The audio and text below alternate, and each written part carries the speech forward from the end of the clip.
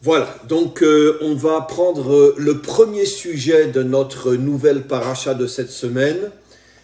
Et c'est un sujet dont je vais essayer d'extraire le message essentiel et un message qui n'est pas nouveau. Mais d'un autre côté, ce qui m'intéresse, c'est d'avoir un échange avec vous sur ce point-là. C'est tout de suite au début de notre paracha. C'est la paracha Vayetse qui veut dire il est sorti, il a quitté sa ville qui était Beersheva, comme on va en parler, qui est dans le sud d'Israël, après avoir pris les bénédictions de son frère Esav. Yaakov se sent en danger, donc sa mère Rivka lui de quitter le pays, d'aller rejoindre son frère et de chercher là-bas une épouse, et il s'en va.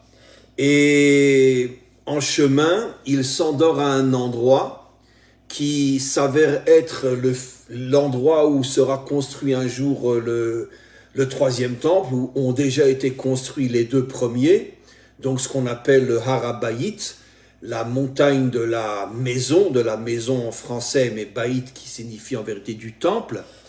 Et il dort, et tout d'un coup il voit une échelle.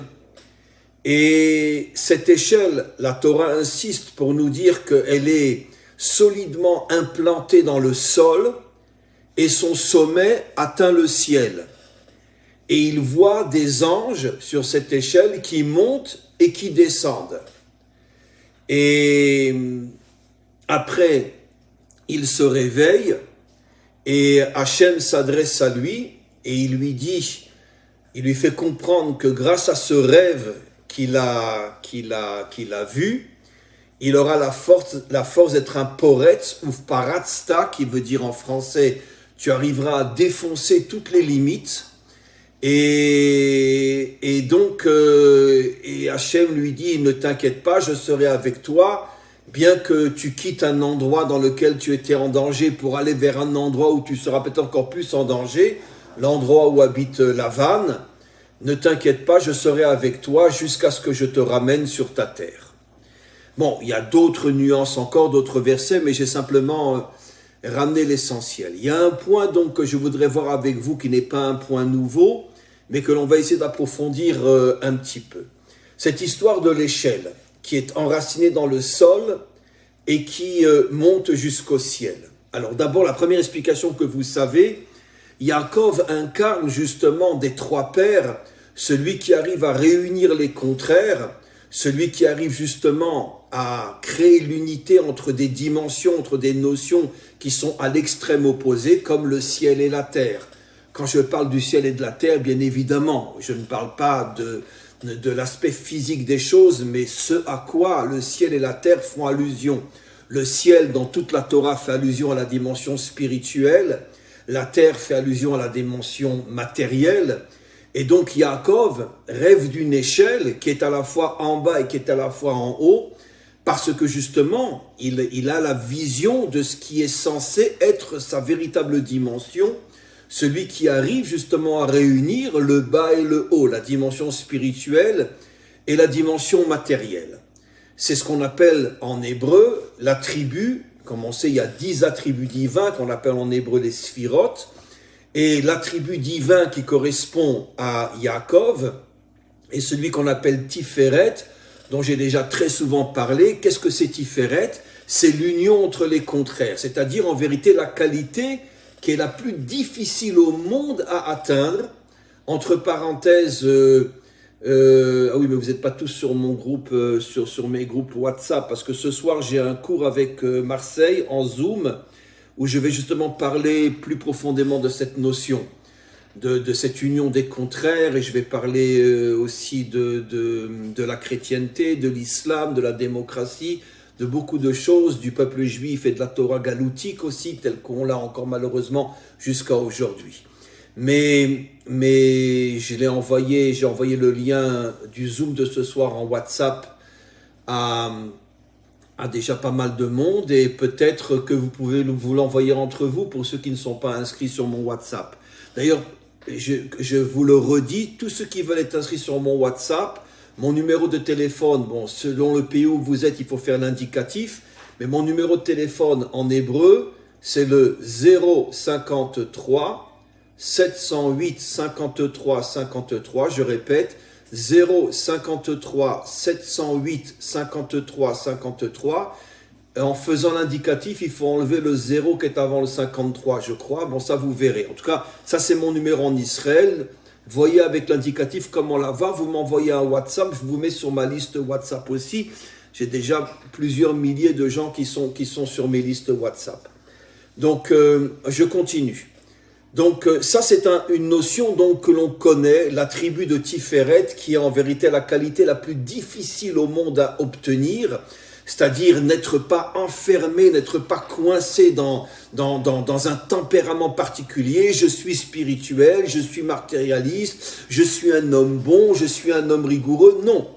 En vérité, comme l'enseignent nos maîtres, la délivrance dépend justement on pourrait dire, du dévoilement dans ce monde, de cette qualité qui permet d'unir les contraires, qu'on appelle Tiferet, où un homme est en même temps matériel, en même temps spirituel, il est en même temps bon, mais il est en même temps rigoureux, c'est-à-dire il arrive justement à gérer toutes les qualités contraires et à savoir exactement dans chaque situation s'il faut se montrer plus matérialiste ou plus spirituel, plus un homme de bonté, plus un homme de rigueur, parce que c'est ça en vérité le grand désordre et et on pourrait dire la cause de toutes les querelles, de toutes les guerres et de toutes les catastrophes de l'histoire, c'est que chaque homme, chaque peuple, chaque civilisation est enfermé dans une vision très très partielle de l'existence et que chacun, à cause de ce que j'appelle moi le culte de l'ego, le culte de l'orgueil, chacun croit que sa vision du monde est la plus authentique, la plus vraie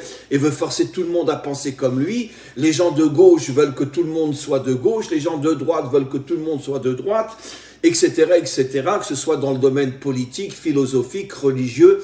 C'est le même problème qui traverse toute l'histoire. Chacun finalement ne sert que son ego et chacun veut transformer l'humanité tout entière à l'intérieur de sa conception extrêmement restreinte des choses, que ce soit sur le plan politique, religieux, philosophique, idéologique ou autre.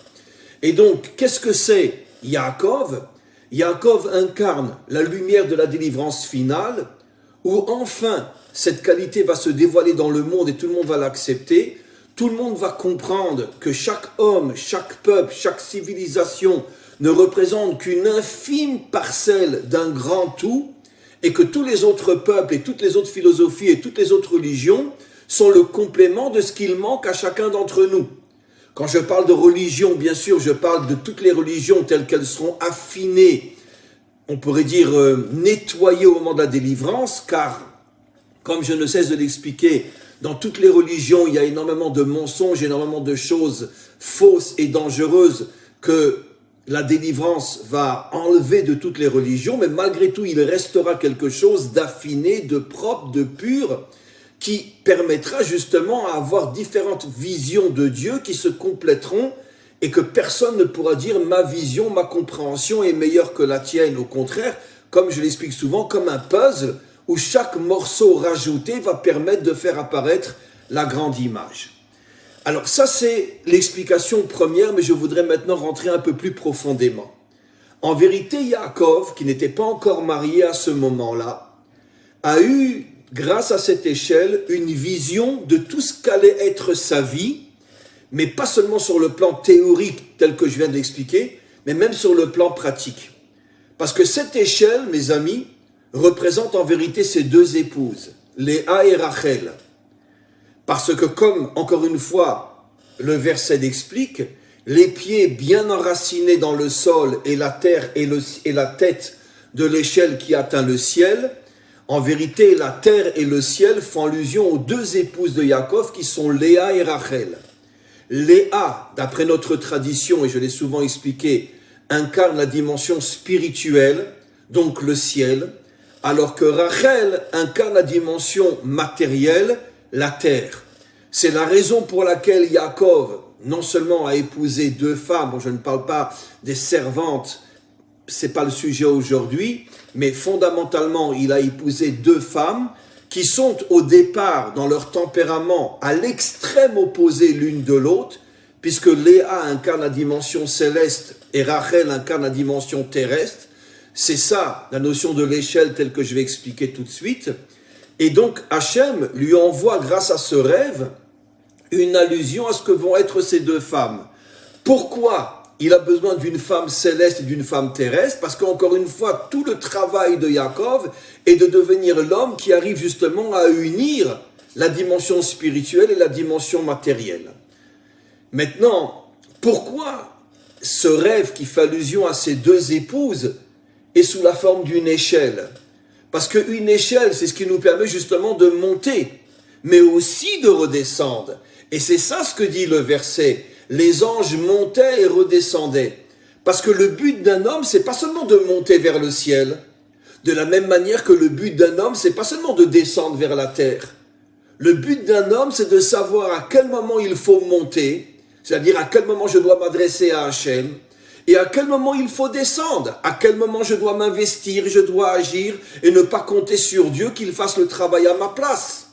Comme je l'ai souvent expliqué, l'un des défauts les plus terribles des religions, c'est que la religion trop souvent nous essaye de nous persuader que nous devons demander et Dieu nous prendra en charge. C'est l'un des plus grands mensonges de toute l'histoire humaine. Non, dans la Torah authentique, et je dis bien la Torah authentique parce que malheureusement, même chez nous les Juifs, il y a des milliers et des milliers et des milliers qui malheureusement n'atteignent pas la vraie Torah et ont transformé la Torah en religion et s'imaginent eux aussi qu'il faut simplement prier et Dieu va te prendre en main.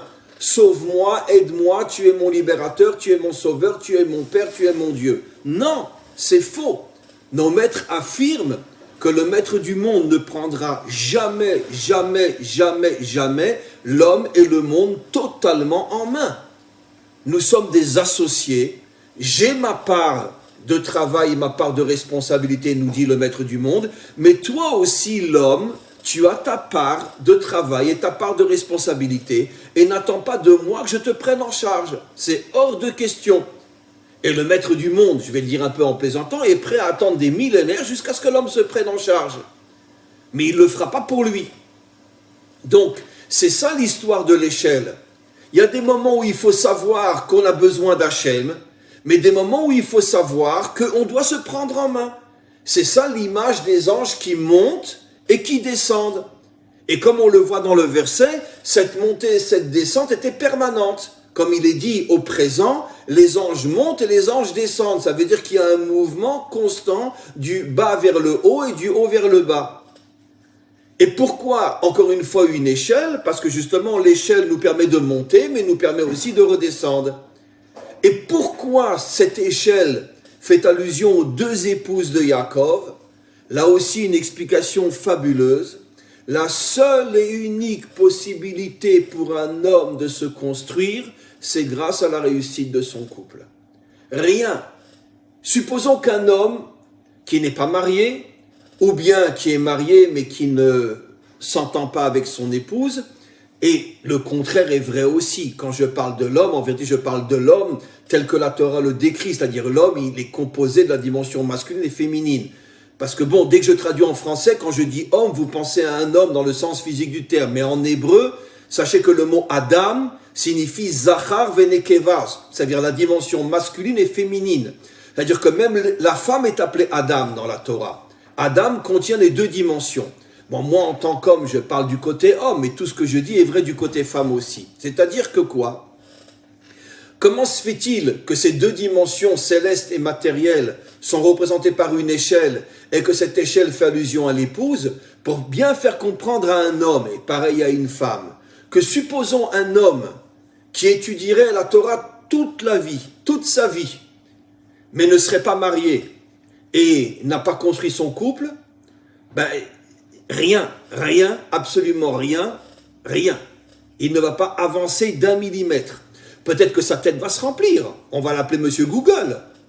Mais au niveau de son être, rien ne va changer. Pourquoi? Parce que c'est que la confrontation entre ces deux dimensions différentes, le masculin et le féminin, si on réussit à les unir, on atteint justement l'attribut qu'on appelle Tiferet, l'union des contraires. Donc si tu ne vis pas avec quelqu'un de différent de toi, et que tu ne fais pas tout pour arriver à trouver le point d'unité entre toi et elle, ben, tout ce que tu étudies, tout ce que tu fais dans ta vie reste de la théorie, puisque tu n'as pas l'expérience pratique, concrète, qui est la plus difficile à vivre, de cette confrontation avec ton contraire et de réussir ton couple. Maintenant, au niveau de Yaakov, c'est encore plus dur qu'aujourd'hui, puisque Yaakov, non seulement est marié, mais avec deux femmes qui sont à l'extrême opposé l'une de l'autre. Ça veut dire qu'il y en a une qui le tire vers le haut, Léa, et une qui le tire vers le bas, et Rachel. Et il n'a pas été écartelé. Donc, il s'en est pas trop mal sorti. Parce que c'était très très difficile pour lui. Puisque quand il était avec Léa, Léa lui parlait que selon un langage très spirituel. Quand il était avec Rachel, Rachel lui parlait un langage beaucoup plus terre à terre, beaucoup plus concret. Et lui, il devait à chaque fois se positionner et savoir comment gérer cette dimension qui, l'une le tire vers le bas et l'autre le tire vers le haut. Et d'une certaine manière, il a réussi. Parce que justement, c'était ça sa mission, d'atteindre le point qu'on appelle le point Tiferet, qui est l'union des contraires. Mais maintenant, je vais aller un petit peu plus loin et arriver au point le plus intéressant de ce que j'explique. Nos maîtres disent que cette échelle, évidemment, on ne le voit pas, il y a des vagues allusions dans les versets, je ne vais pas le dire devant vous parce que bon, c'est des allusions en hébreu, mais nos maîtres expliquent grâce à ces allusions qu'en vérité, bon, ne le prenez pas à la lettre, c'est une métaphore, mais ce qui compte, c'est le message. Que cette échelle, ses pieds étaient à Beersheba, c'est-à-dire dans le royaume de Yehuda, car Yehuda est au sud du royaume de Yehuda. Une fois que la terre d'Israël a été séparée en 12 tribus, n'oublions pas qu'il n'est pas encore marié, qu'il n'a pas encore d'enfant. Donc tout ça, c'est des allusions à sa vie future.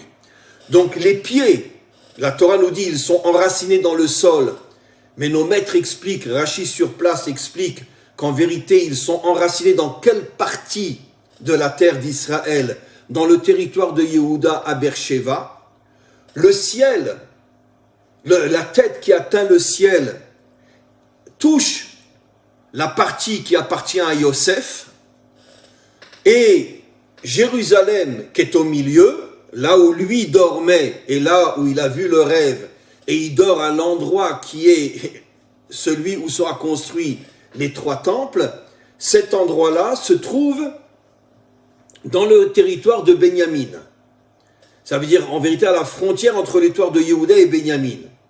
Donc encore une fois, les pieds de l'échelle dans le territoire de Yehuda à Beersheba, la tête de l'échelle qui atteint le royaume ou la partie d'Israël qui est le territoire de Yosef, et là où il rêve, là où il s'est allongé, où il a rêvé, c'est dans le territoire de Benyamin à la fin du territoire de Yehuda, là où commence le territoire de Benyamin. Donc cette échelle, elle englobe en vérité 3 tribus, la tribu de Yehuda, la tribu de Yosef, la tribu de Yehuda tout en bas, la tribu de Yosef tout en haut, et Benyamin au milieu. Et là, on a un décodage extraordinaire. Pourquoi?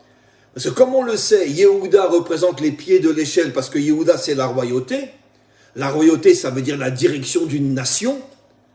Pas de royauté dans le sens Henri IV, bien sûr, ou Louis XIV, mais la royauté dans le sens que ceux qui dirigent un pays, et la direction d'un pays, c'est pas uniquement avec des prières et des choses spirituelles. Il y a l'économie, il y a l'armée, il y a la société, il y a le politique. La direction d'un pays, c'est surtout un investissement dans la dimension terrestre. Même si on doit être aussi un homme spirituel, comme était le roi David. Mais malgré tout, c'est pas avec un livre de prière qu'il se battait contre ses ennemis. C'est avec une véritable épée. Même s'il demandait à Hachem de l'aider. Mais quoi qu'il en soit, il se battait avec une épée. Donc la dimension de la royauté, ce qu'on appelle Malchut en hébreu, fait allusion à la dimension terrestre. Alors que le haut de l'échelle, Yosef, comme vous le savez, est appelé dans la Torah Yosef Ha-Tzadik.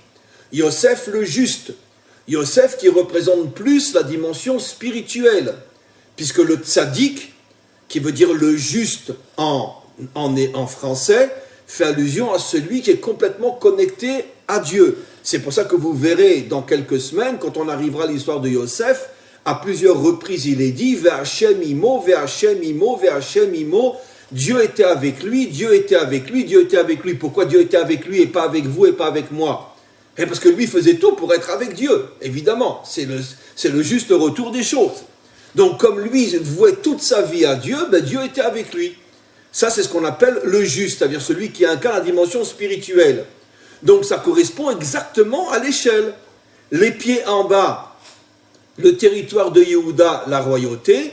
La tête en haut, le territoire de Yosef, qui est le monde spirituel. Et entre les deux, on a Benyamin.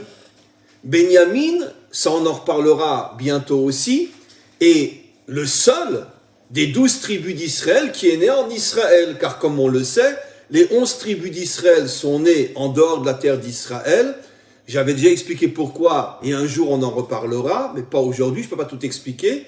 Mais le seul qui est né véritablement en Israël, à Bethléem, Bethléem, là où naîtra plus tard le roi David, à Bethléem, d'ailleurs sa mère meurt en l'accouchant, Rachel meurt en accouchant Benyamin, il naît donc dans le territoire de Yehuda, à Bethléem, et c'est le seul qui naît en Israël. Et il y a une histoire folle avec Benyamin, j'en reparlerai dans quelques instants, c'est que Benyamin était le frère de Yosef, puisque Rachel a eu 2 fils, Yosef et Rachel. Et pendant toute l'histoire, on pourra dire, de la Torah de Moshe, les 5 premiers livres, Benyamin était toujours du côté de son frère Yosef. Mais on va voir plus tard quelque chose d'absolument incroyable qui va se produire quand il va y avoir le schisme, la dispute entre Jéroboam et Rechavam. C'est-à-dire Rechavam, c'est le fils du roi Salomon. Et comme vous le savez, à l'époque du fils du roi Salomon, il y a eu une dispute entre les tribus d'Israël. Et Jéroboam a pris la tête des 10 tribus d'Israël. Et Rechavam, le fils du roi Salomon, a pris la tête de 2 tribus. Ces 2 tribus étaient qui? Yehuda, puisque Rechavam était le fils de Salomon, donc bien sûr de la tribu de Yehuda. Et quelle est la tribu qui s'est jointe à lui? La tribu de Benyamin. Et là, c'est quelque chose d'absolument incroyable. Mais normalement, Benyamin aurait dû aller avec les 10 tribus. Pourquoi? Puisque comme je l'ai souvent expliqué, Jéroboam était lui-même le chef de la tribu de Yosef. Il était un descendant direct de Yosef. Donc, normalement, Benyamin aurait dû aller avec son frère Yosef. Comment se fait-il qu'il est resté avec Yehuda? D'autant plus que dans la Torah de Moshe, Yehuda et Yosef se sont disputés au point que Yehuda a vendu Yosef en Égypte.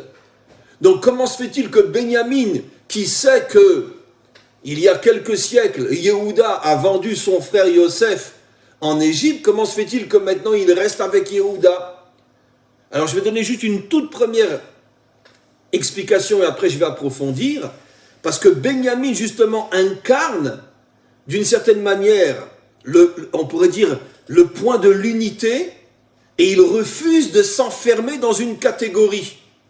Ça veut dire, bien qu'il est le frère biologique de Yosef, et bien qu'il avait toutes les raisons de suivre Yosef au moment du schisme, puisque Yehuda avait fait du mal à l'ancêtre de Jéroboam, qui était Yosef, en l'ayant vendu, malgré tout, au moment du schisme, Benyamin se retourne complètement et se colle à Yehuda au lieu de se coller à Yosef. Pour nous faire comprendre quoi?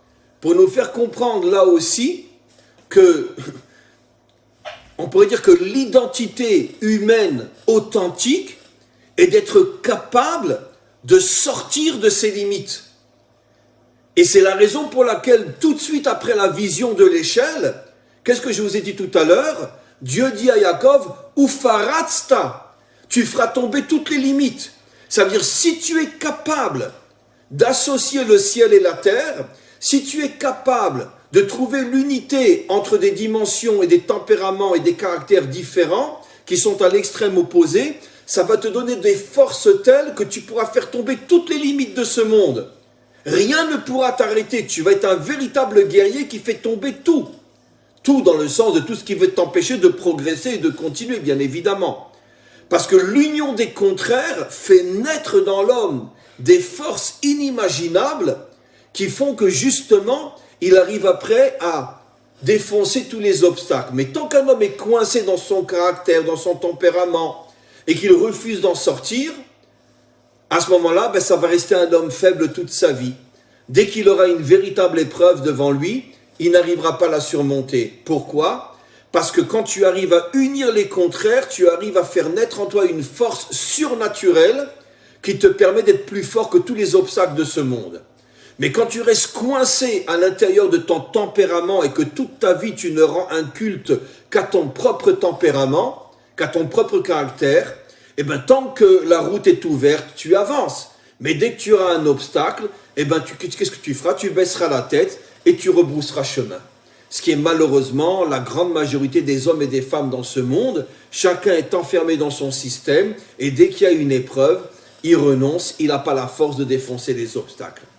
Pourquoi Benyamin a eu cette force de se transformer et de ne pas aller avec son frère biologique Yosef, d'aller avec, même si j'ose dire, l'ennemi de son frère Yehuda, parce que justement, Benyamin a compris qu'au moment du schisme, le peuple juif allait vers une catastrophe, puisque la première conséquence du schisme a été d'abord l'exil des 10 tribus, puis après la destruction du premier temple, puis après la destruction du deuxième temple, puis après les 4 exils jusqu'à aujourd'hui.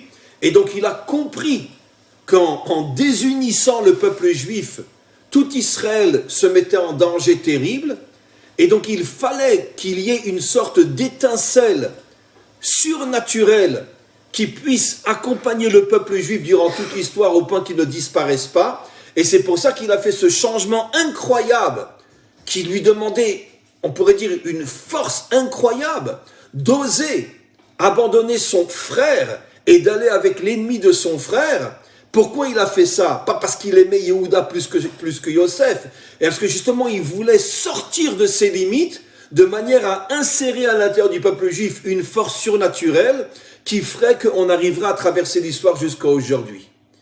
Et donc, on voit aussi que cette capacité de se transformer, d'aller vers des endroits qui sont différents de ma nature et de mon caractère, c'est ce qui fait naître en nous des forces surnaturelles qui nous permettent après de pouvoir avancer et traverser tous les obstacles de ce monde.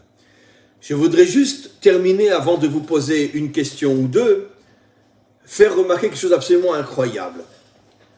Finalement, Yosef représente le haut, le ciel. Yehuda représente le bas, la terre. Benyamin, il est entre les deux, Jérusalem. Mais on a un problème, mes amis, parce que nos maîtres nous disent, et je l'ai souvent expliqué dans mes cours, et je viens de le dire il y a quelques instants, que les deux femmes de Yaakov, Rachel et Léa, Rachel représente le monde d'en bas et Léa représente le monde d'en haut. Or, qui c'est qui a mis au monde Yosef? C'est Rachel, qui est tout en bas. Et je viens de dire que Yosef, il représente le monde d'en haut, comme explique Rashi, que le haut de l'échelle, c'est le territoire de Yosef. Et Léa, qui représente le monde d'en haut, elle a mis au monde Yehuda, et Yehuda, c'est le bas de l'échelle. Vous comprenez qu'il y a apparemment ici une contradiction absolument incroyable. Rachel, la matrice de Yosef, met au monde un enfant qui va représenter le haut de l'échelle, le monde spirituel, et Léa, la matrice de Yehuda, mais elle qui est tout en haut, met au monde un enfant qui va représenter le monde du bas. Donc comment une matrice matérielle peut mettre au monde un enfant qui va représenter le monde spirituel Yosef, et comment une matrice spirituelle peut mettre au monde un enfant qui va représenter le monde matériel Yehuda? Eh bien, la réponse est très simple, sur le plan thoraïque. Après, on va essayer de voir concrètement dans la réalité comment qu'on y arrive. Mais sur le plan thoraïque, la réponse est très simple. Parce qu'un être authentique a compris que sa mission est toujours d'aller vers le contraire de sa nature. J'ai souvent expliqué, mes amis, que, vous le savez tous et toutes, on dit qu'Abraham était l'homme de la bonté, que Yitzhak était l'homme de la rigueur. Mais j'ai souvent expliqué que la vraie nature d'Abraham, c'était un homme rigoureux. Et c'est pour ça que toute sa vie, il a essayé de servir Hachem avec une qualité qui était le contraire de sa nature. Donc c'était un homme dans sa nature première rigoureux, et il a servi Hachem dans la bonté. Yitzhak était un homme qui dans sa nature première était un homme bon, et il a servi Hachem dans la rigueur. Ça veut dire qu'un homme authentique est celui qui comprend que ma relation avec Hachem doit être à l'extrême opposé de ma nature première. Et maintenant, c'est ce qu'on comprend au niveau de ces deux mères.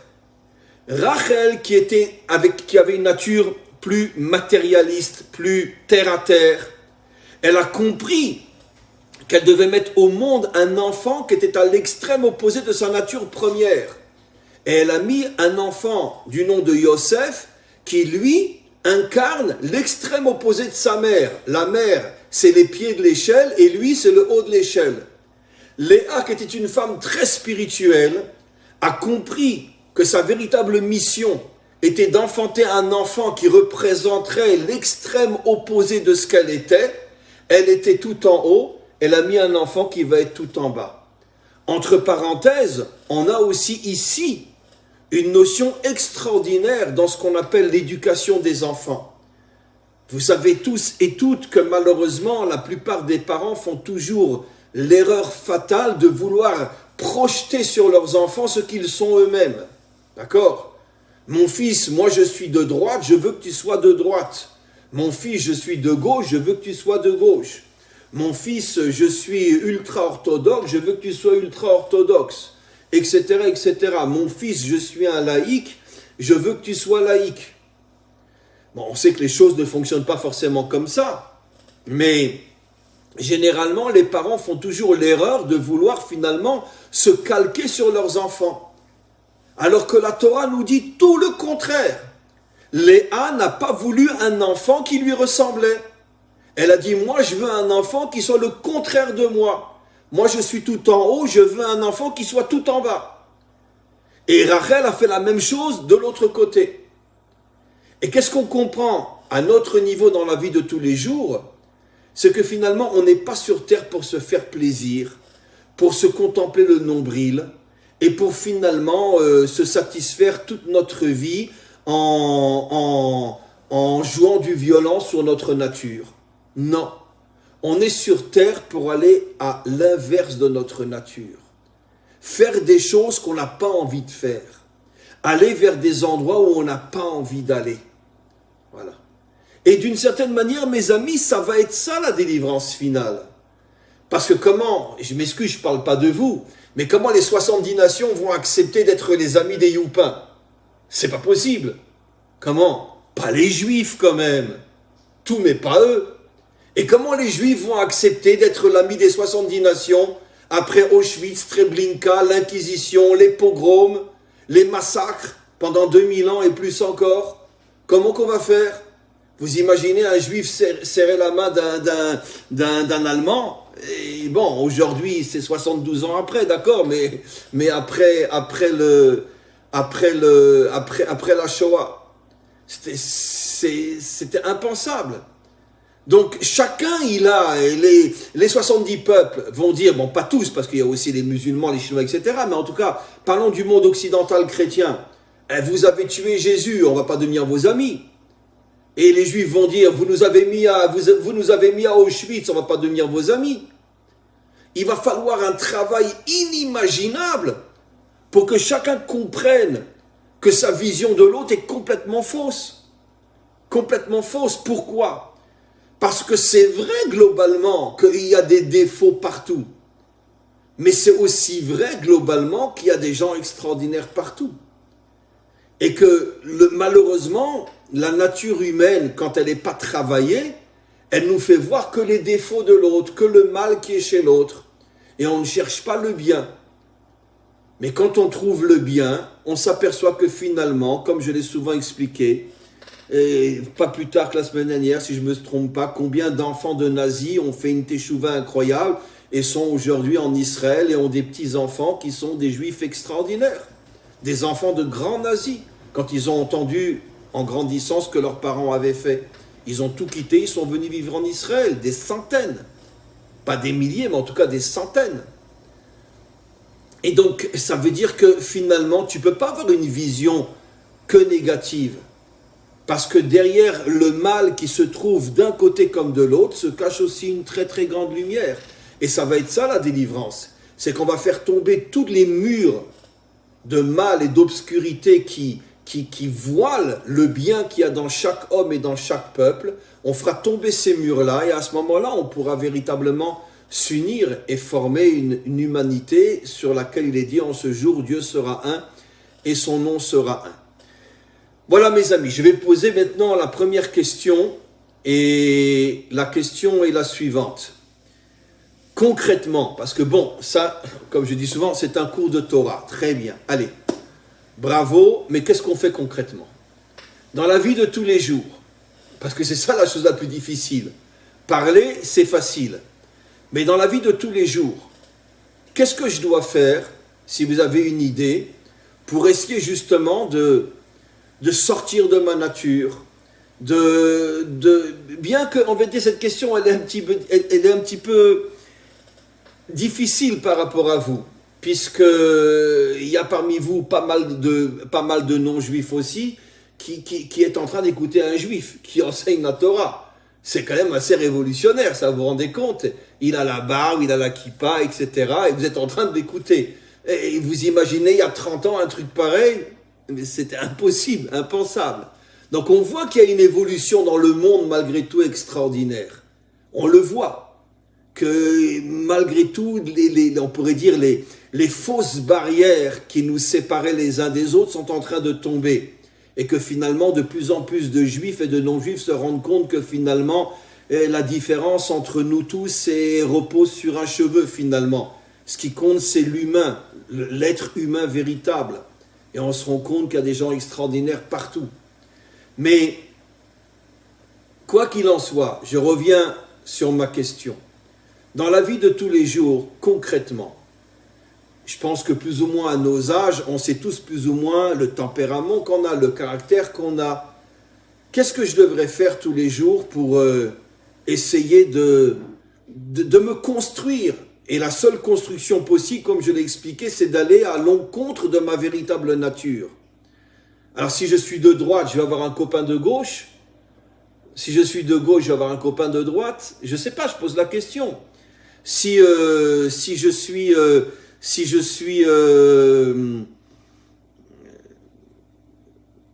je sais pas, dans tous les domaines, quoi. Je vais aller vers celui qui est très différent de moi. C'est ce que ça veut dire.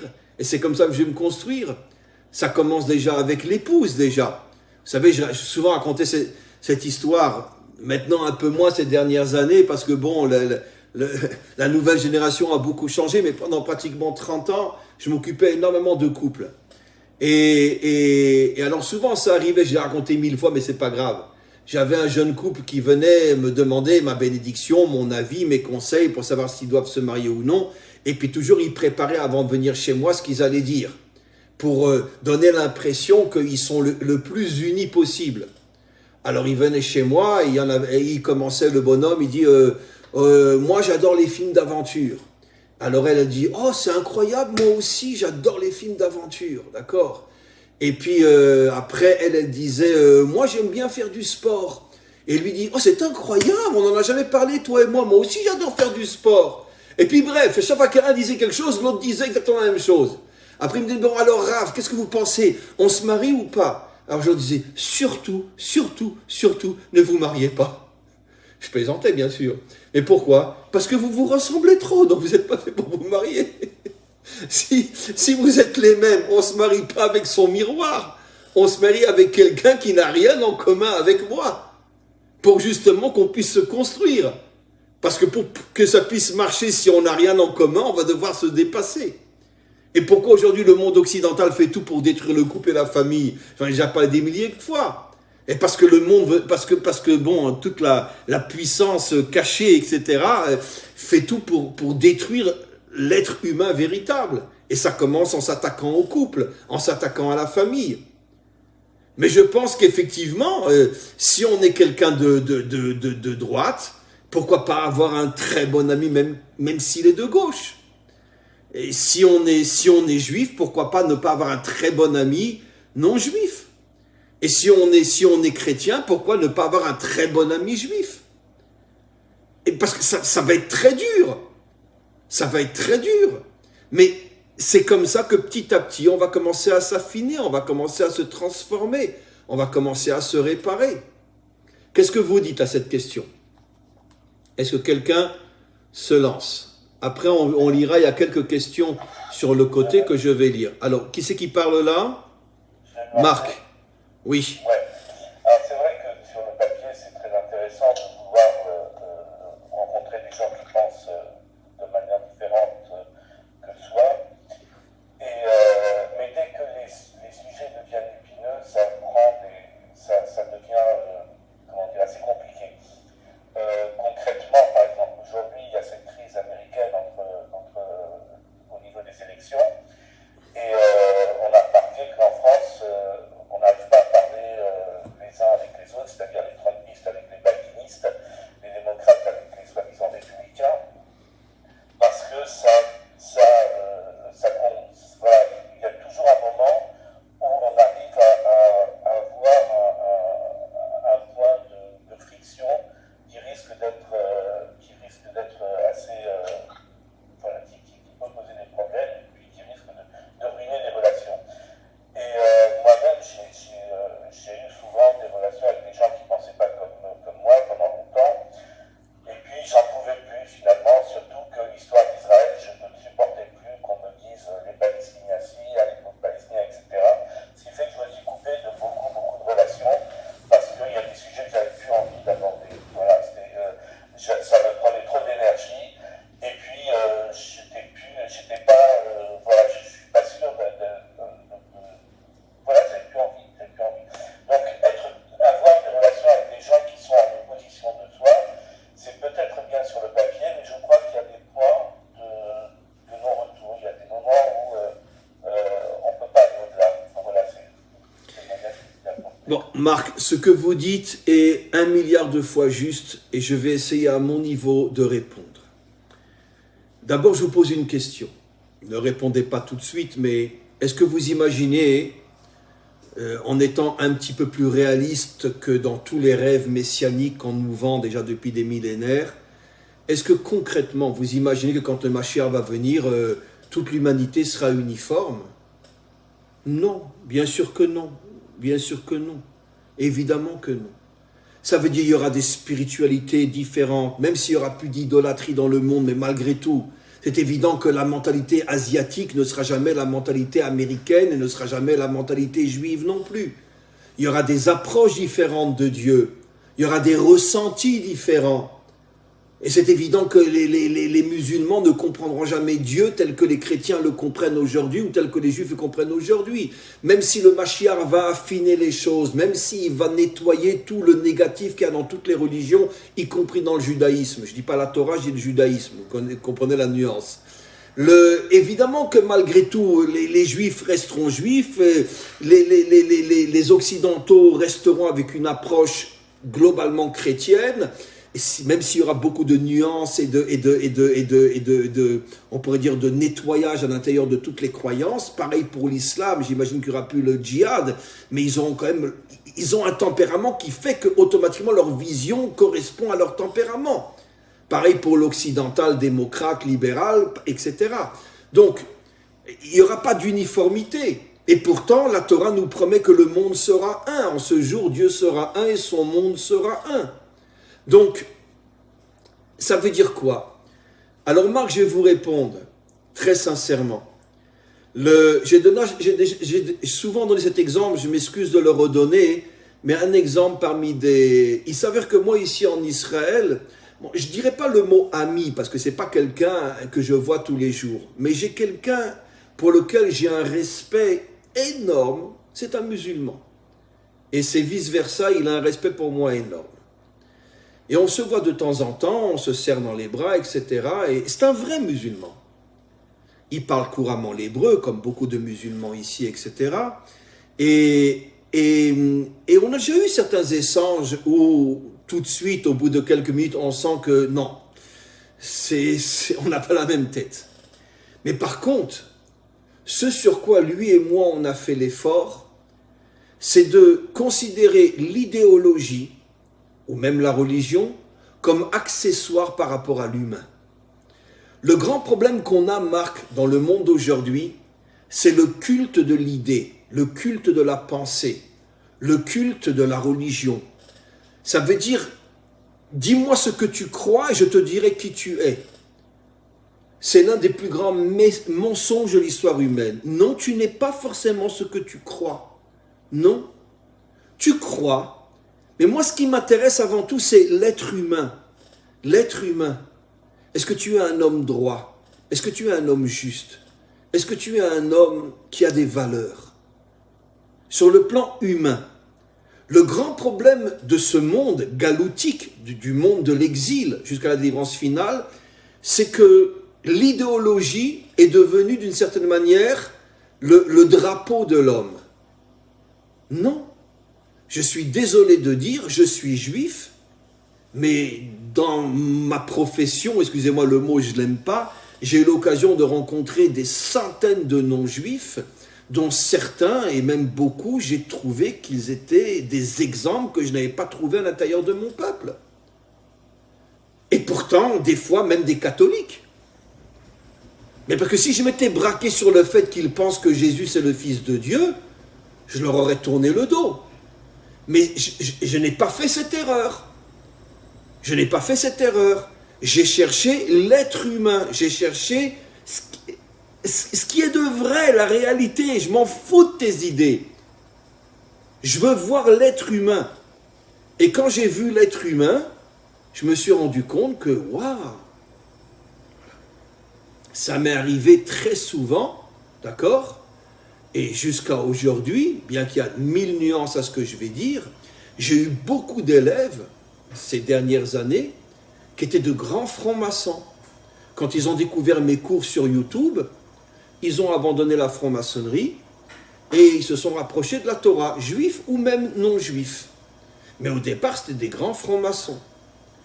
Et bon, c'est sûr que la Torah et la franc-maçonnerie, ça ne va pas tout à fait ensemble. Mais quand je les ai découverts, je ne me suis pas dit, bon, c'est un franc-maçon, je ne vais pas m'approcher de lui. J'ai recherché l'être. L'être. Je m'en fous de ces idées. L'idée n'est pas l'être. Et je me suis aperçu que c'était des gens extraordinaires. Et je vais vous confier un secret. Je ne sais pas s'ils sont là aujourd'hui d'ailleurs, bon, je ne veux pas citer leur nom, mais il y a 1 an, pas longtemps, juste avant le Corona, comme il s'avère que j'ai eu beaucoup d'élèves qui étaient d'anciens francs-maçons, en France, il y en a beaucoup juifs et non-juifs, comme on le sait, j'ai été invité par toute une communauté franc-maçonnière en France, je ne dirais pas où, etc., je ne veux pas rentrer dans les détails, ça reste privé. Ils étaient 100-150 dans une loge franc-maçonnienne. Ils m'ont invité à venir donner un cours de 2 heures parce qu'ils avaient entendu parler de moi, beaucoup écouté mes cours, etc. Et il y avait les chefs de la franc-maçonnerie de toute la région, sont venus des francs-maçons de partout, etc. Et j'ai donné un cours pendant plus de 2 heures. Alors, moi, avant de rentrer, je me suis dit, où je mets les pieds, oulala, attends. Et puis quand j'étais en face d'eux, et que après on s'est parlé, ils ont posé des questions, etc. Je me suis rendu compte que non, c'était des gens, enfin tous avec qui j'ai parlé, des gens extraordinaires. Qu'est-ce que j'ai compris? Qu'est-ce que je comprends sans arrêt? C'est vrai que des fois les idées sont à l'extrême opposé des tiennes. C'est vrai que parfois, les idées d'une personne peuvent te rendre fou tellement tu les considères comme étant mensongères, dangereuses, pervers, etc. Mais le problème est, ça ne veut pas forcément dire que l'être humain, lui aussi, il est comme ses idées. Parce qu'il y a un mécanisme dans l'humain qui fait que très souvent, on a des idées, mais on est déconnecté dans le vécu de nos idées. J'ai donné souvent cet exemple, Marc. Je pense que vous vivez en France, Marc? Bon, mais peut-être vous avez entendu parler de Yossi Sarid, qui était le représentant de l'extrême gauche israélienne. Pendant très longtemps, Yossi Sarid, c'était un député de la Knesset qui était le représentant de l'extrême gauche israélienne, donc le partage de Jérusalem, ramener Israël aux frontières de 48, donc dès que tu éternues, tu tombes à la mer, quoi, tellement c'est petit. Bon, mais sur le plan humain, ça a été un des hommes les plus droits, les plus nobles, les plus moraux de toute la vie de la Knesset d'Israël. C'était un homme d'une pureté morale, d'une gentillesse, d'une sincérité comme on n'a jamais vu à la Knesset jusqu'à aujourd'hui. Et pourtant, ces idées étaient pour moi des idées perverses, des idées dangereuses, des idées criminelles. Quoi, partager Jérusalem, mais partage ta femme avec ton voisin, pas ma ville. Ça veut dire quoi? Mais sur le plan humain, c'était un homme extraordinaire.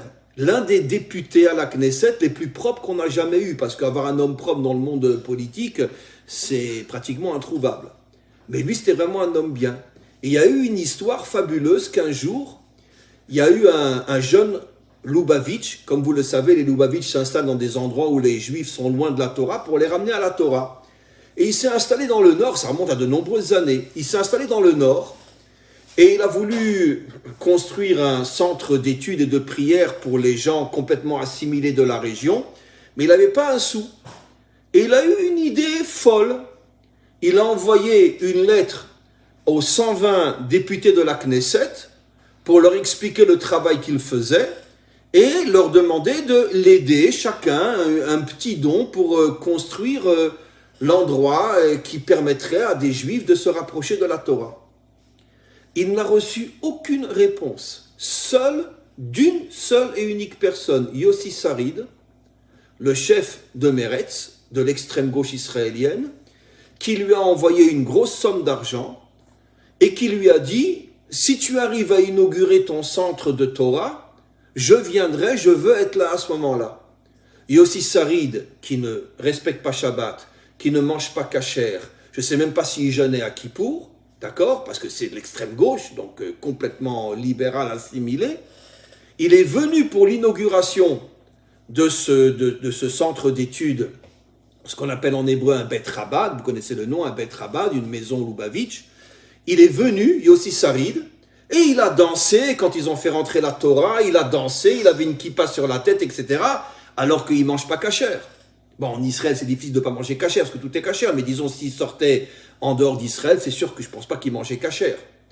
Mais il avait malgré tout un respect énorme, et il a été le seul sur les 120 députés à prélever de l'argent pour ce jeune Lubavitch.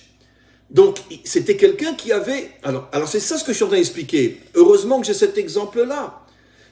L'ami musulman que j'ai, je sais très bien que lui, il pense que Jérusalem, c'est la Palestine, etc., et que sur le plan politique, il me fera aucun cadeau.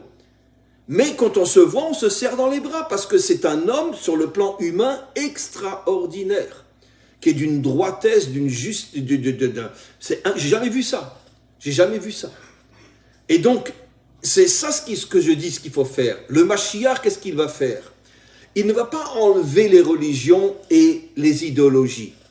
Bon, il va les nettoyer, ça c'est sûr. Mais il ne va pas éradiquer la pensée des hommes. Mais ce qu'il va réussir à faire, c'est la révolution de mettre l'être humain au-dessus de ses idées. Et donc, on verra l'être humain. Comprenez? Je vous pose une question, Marc. Tous ces enfants de nazis qui sont venus dans les années 50, qui sont venus en Israël, dont certains, leur père avait massacré des milliers d'hommes, de femmes et d'enfants. Pourquoi Israël leur a pas dit « Allez vous faire foutre, restez où vous êtes » Pourquoi Israël les a accueillis?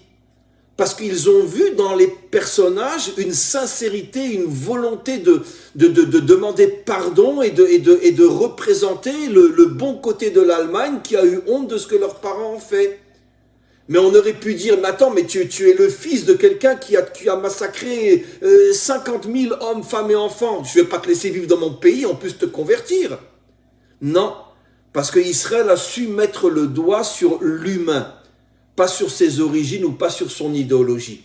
Et c'est ça le grand secret de la délivrance, mes amis. Il faut comprendre une fois pour toutes que même si quelqu'un a des idées très différentes des nôtres, bon, je ne parle pas de quelqu'un dont les idées c'est de tuer tout le monde, je ne parle pas d'Hitler ou de Daesh, ou je ne parle pas de ça, bien sûr, parce que ça c'est quelqu'un qui fait du mal aux autres. Mais je parle de quelqu'un qui a des idées différentes d'Étienne, qui sont à l'extrême opposé d'Étienne, d'accord? Mais ça n'empêche que peut-être ça peut être un homme extraordinaire, d'accord? Je voudrais nuancer ce que j'ai dit, si vous me permettez, parce que j'ai effectivement une belle fille qui est musulmane. Et Marc, vous avez une belle fille, excusez-moi, vous avez une belle fille qui est musulmane, vous avez dit? Oui, oui, oui, oui, oui. La femme du fils de mon épouse qui est musulmane. Et donc, il y a un mois, elle a fêté l'anniversaire de ses enfants. Donc, ils ont chanté bon anniversaire, comme d'habitude, toujours en français, en anglais. Ils ont chanté en arabe. Et après, elle s'est tournée vers moi et dit chante en hébreu, puisque tu te trouvais à chanter Yom Yom Houledet. Donc, voilà, je voulais aussi nuancer qu'avec tel individu ou telle personne, c'est vrai que ça marche. C'est vrai que ça marche. Absolument. Et je dis encore une fois, la plus grande force destructrice du monde depuis que le monde existe, c'est le culte de l'idéologie sur le compte de la perception de l'homme en tant que tel. Et encore une fois, ça va être la grande révolution de la délivrance finale, c'est que on ne va plus mettre l'idéologie au-dessus de l'homme, mais on mettra l'être humain au-dessus de l'idéologie, et l'idéologie deviendra quelque chose de respectable, mais d'accessoire par rapport à l'être humain lui-même. Et c'est comme ça que l'humanité va arriver à se reconstruire. Parce que quand je rencontrerai quelqu'un dans la délivrance, je ne lui demanderai pas, est-ce que tu es catholique, ou est-ce que tu es musulman, est-ce que tu es gauchiste, est-ce que tu es marxiste, est-ce que tu es capitaliste? Je lui dirai, explique-moi comment tu vis, qui tu es dans la vie, qu'est-ce que tu fais dans ta vie? Voilà. Et on le sait tous, on a chez les religieux, dans toutes les religions, des couples qui ne marchent pas, des couples qui divorcent, des maris ou des femmes qui se trompent l'un et l'autre, même s'ils sont religieux, dans toutes les religions, y compris dans la nôtre. Et vous avez aussi des laïcs qui construisent des couples magnifiques, qui ont des enfants magnifiques, et si c'est des juifs, même s'ils mangent à Yom Kippour. Et moi, j'en connais des gens comme ça. Bon, je ne sais pas s'ils mangent à Yom Kippour, mais en tous les cas, qui ne respectent pas Shabbat, mais ils ont un couple comme ça, des enfants comme ça, et ça veut dire que, encore une fois, il faut arrêter de dire « Ah, tu ne respectes pas Shabbat, tu es un voyou ». Non. Regarde-toi comment tu es avec ta femme et regarde-lui comment il est avec la sienne. Tu t'apercevras que tu peux apprendre de lui, et pourtant il ne respecte pas Shabbat. Je ne suis pas en train de dire qu'à Dieu ne plaise qu'un juif ne doit pas respecter Shabbat, qu'à Dieu ne plaise. Je veux simplement dire que même s'il ne respecte pas Shabbat, ça ne veut pas dire que c'est un pourri. Et dans de nombreux domaines, il peut être encore mieux que moi. Et le jour où on s'habituera à voir comme ça, à ce moment-là, on pourra arriver à cette unité. Merci Marc. Y a-t-il encore une autre question avant qu'on termine? Johan, oui. Comment quelqu'un comme vous, qui êtes, je veux dire, un rab qui a apporté beaucoup de chidushim, beaucoup d'idées, beaucoup vous avez exprimé des idées de manière comme personne ne l'a fait avant vous sur bien des domaines, comment vous qui avez une idéologie très forte, très marquée, vous pouvez allier à la fois ces convictions très fortes sur certains sujets, beaucoup plus que d'autres rabbins qui sont beaucoup plus neutres, et à la fois avoir cette facilité à dire qu'il faut regarder l'humain et l'idéologie, finalement, c'est pas ce qu'il y a de plus important. Parce que, encore une fois, et bon, excusez-moi de le dire devant tout le monde, vous dites que je suis un rave bien, mais qui mieux que moi connaît mes défauts? Qui mieux que moi sait qui je suis? Alors évidemment, moi quand je vous parle, vous dites « waouh, waouh, waouh, waouh », mais vous ne me voyez pas dans la vie de tous les jours. Donc j'ai aussi des défauts, j'ai aussi des problèmes, j'ai aussi des domaines dans lesquels j'ai beaucoup à apprendre d'autres personnes. Alors évidemment, quand je transmets un cours, je fais le malin, parce que le Rav Dinovich est en train de donner un cours, bien sûr, le Rav, très bien. Mais le Rav, ça reste un être humain, hein. Le Rav, ça reste un être humain. Ça lui arrive des fois de se mettre en colère, ça lui arrive des fois de dire des gros mots, ça lui arrive des fois de faire des grandes erreurs. Et parce que je suis un être humain. Et peut-être que c'est ça ce qui m'a sauvé moi. Parce que d'un côté, grâce à Dieu, je parle bien, Ben, de l'autre côté, je me connais en tant qu'homme. Donc j'ai pris conscience avec les années qu'en vérité, le grand problème que nous on a, c'est que quand on voit quelqu'un qui nous éblouit, on doit se dire « Waouh, quel juste !» Mais t'en sais rien, t'es pas dans sa vie, t'en sais rien. Je vais raconter une histoire horrible, mais elle n'est pas de moi, elle est dans le Talmud. D'accord? Mais une histoire d'une profondeur folle. Bon, promettez-moi de tout faire pour bien la comprendre, cette histoire-là. D'accord? Faites un signe de tête, parce que c'est une histoire très très dure. Il y avait l'un des plus grands maîtres du Talmud, il s'appelait Rav. Yohan, tu connais Rav, hein, dans le Talmud. Rav, on l'appelait même pas par son nom ou son prénom, on l'appelait Rav, le maître. Et un jour, il y a un élève à lui, mais c'est une histoire de fou, hein. Non mais il n'y a que les juifs pour faire des trucs pareils. Une histoire de fou. Il voulait savoir comment cet homme-là se comportait dans son intimité. Et il a profité du moment où sa femme faisait des courses et lui était en train de donner un cours. Il est rentré dans la maison et il s'est caché sous le lit. D'accord? Et puis, parce que je crois qu'il savait par l'intermédiaire de sa propre épouse ou quelqu'un d'autre, peu importe, que ce jour-là, il devait avoir une relation avec son épouse. C'est-à-dire que bon, elle devait aller, après sa période de règles, elle devait aller se tremper, et le soir après qu'elle a été, ce qu'on appelle le mikvé, qu'elle a été se tremper, donc elle est permise à son mari. Et donc, il est caché sous le lit, et lui, il s'attendait à ce que, je sais pas moi, pendant la relation, ils disent des psaumes, ils parlent à Dieu, je sais pas quoi. Bon, il s'imaginait, Rav. Et puis bon, il s'aperçoit que pendant la relation, il a un comportement tout à fait normal, humain, même très humain. Vous me comprenez? Il est tellement choqué qu'il sort de dessous le lit et il dit à son maître: « Ah mais j'aurais jamais cru que tu te comportes comme ça avec ton épouse. » Et le maître lui dit: « Mais t'as pas honte? Sors de là, espèce de voyou !» Et il s'en va. Le Talmud a le courage de nous raconter cette histoire pour nous faire comprendre quoi? Ne te laisse pas impressionner par la vitrine. Un homme reste un homme. Un homme est un homme. Un être humain est un être humain. On n'a pas qu'une âme, on a aussi de la chair, on a aussi des envies, on a aussi des passions. Bon, évidemment, il ne s'est pas comporté comme une crapule, évidemment que non. Et puis c'était avec sa propre épouse, évidemment. Mais lui, il se faisait tout un film qui s'imaginait que pendant la relation intime, il serait en train de dire des psaumes. Je ne sais pas moi, d'accord? Ben non, ben il s'est rendu compte que c'était un mec comme tout le monde. Voilà. Et pourquoi le Talmud ose nous raconter une histoire pareille? Pour nous faire comprendre que l'homme a différentes dimensions, mais que la seule vraie dimension de l'homme, c'est ce qui se cache derrière la vitrine. Je suis un grand rave, je suis un grand médecin, je suis un grand avocat, je suis un grand ci, un grand ça. D'accord, mais comment tu es dans ta vie quand tu es tout seul et que personne ne te voit et que tu es seul avec ta femme ou seul avec toi-même? Comment tu es? C'est là que se trouve le vrai, ce que tu es. Et tout le reste, c'est des vitrines. Et on peut s'apercevoir que derrière une vitrine fabuleuse peut se cacher quelqu'un de très différent, dans le mauvais sens du terme. On peut s'apercevoir que derrière quelqu'un qui a une vitrine très floue, très sombre, peut se cacher quelqu'un de fabuleux sur le plan humain. Mais aujourd'hui, on vit dans un monde, comme j'ai souvent expliqué, où c'est l'extériorité qui a pris le dessus. Donc on ne sait pas comment sont les gens véritablement. Mais la grande nouveauté de la délivrance finale, cette révolution, c'est que toutes les vitrines vont être cassées et on va enfin pouvoir rentrer dans le magasin.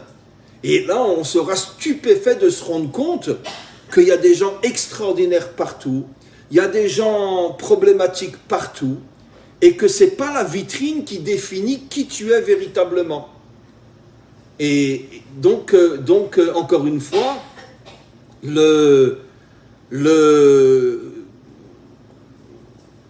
en ce qui me concerne, donc la question que tu as demandé, Johan, c'est ce que j'essaye d'expliquer, c'est ce que j'essaye de transmettre dans mes cours, c'est que arrêtons le culte du rave, arrêtons le culte du curé, du prêtre, de l'homme de Dieu, ou du grand politicien, ou du grand philosophe, ou du grand savant.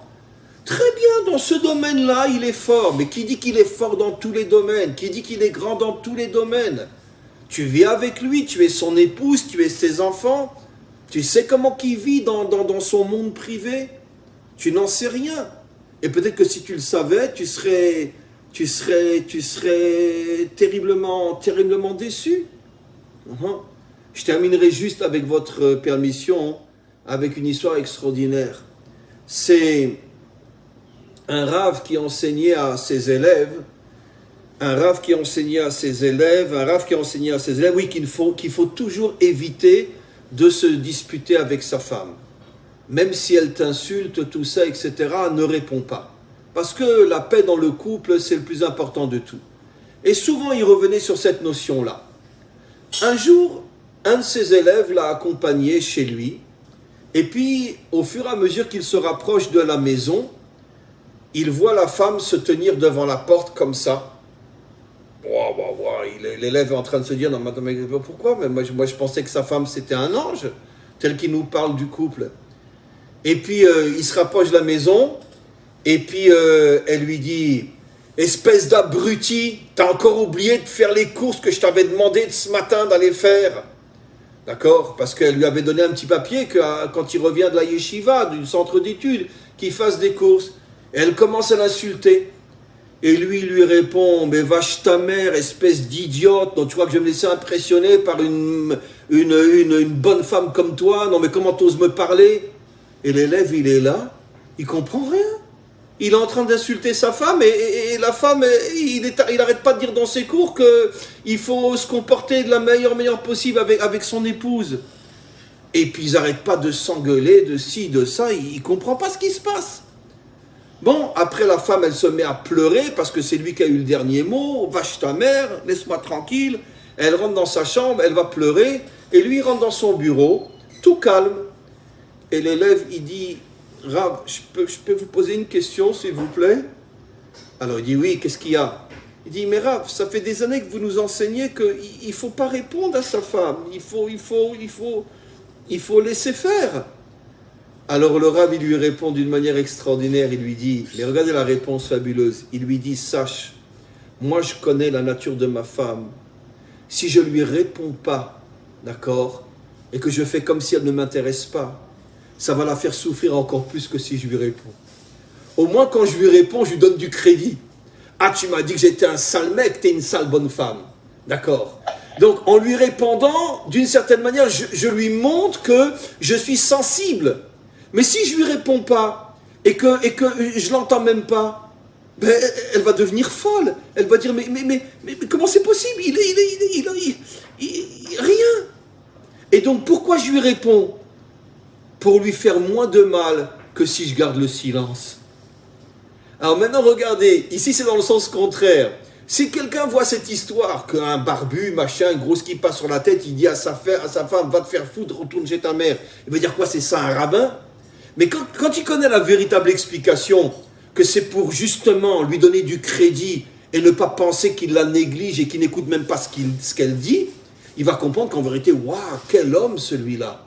En lui répondant, justement, il lui fait du bien, plus que s'il s'était tu.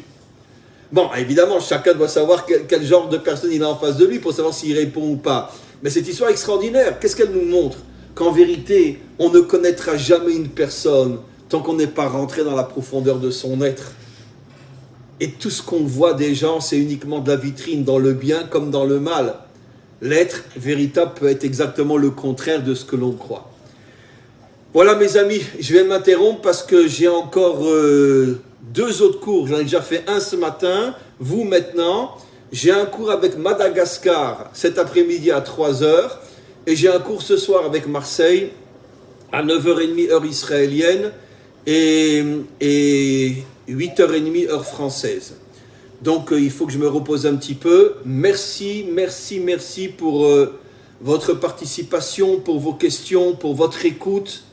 Et on se retrouve, si Dieu veut, très prochainement, dimanche prochain. Tant que je ne vous envoie pas un mail pour vous dire qu'il n'y a pas cours, il y a toujours cours. Et c'est toujours le même link de toute façon. Voilà, une très bonne journée, peut-être pour ceux qui me suivront ce soir avec le cours de Marseille. Et si vous n'avez pas... qui c'est qui a le lien que j'ai envoyé? Levez la main que je vois. Vous avez la plupart d'entre vous ont le lien, d'accord. Alors peut-être si des gens ne l'ont pas et qu'ils le veulent, envoyez-leur. Voilà. Ou alors, comme je vous ai dit, envoyez-moi un WhatsApp, je vous envoie le lien. Mon numéro c'est 053 708 53 53. 053 708 53 53. Vous m'envoyez un WhatsApp, je vous mets dans ma liste WhatsApp et en même temps je vous envoie le lien pour le Zoom de ce soir. Le Zoom de Madagascar, je ne peux pas vous envoyer le lien parce que c'est plus privé. C'est des questions que les gens de là-bas vont demander sur le judaïsme, etc. Mais pour ce soir, c'est un cours beaucoup plus général. Vous pouvez vous y greffer aussi. À tous et à toutes, à très très bientôt. Merci Rav, Todarabah. À bientôt, au revoir. Merci. Au revoir.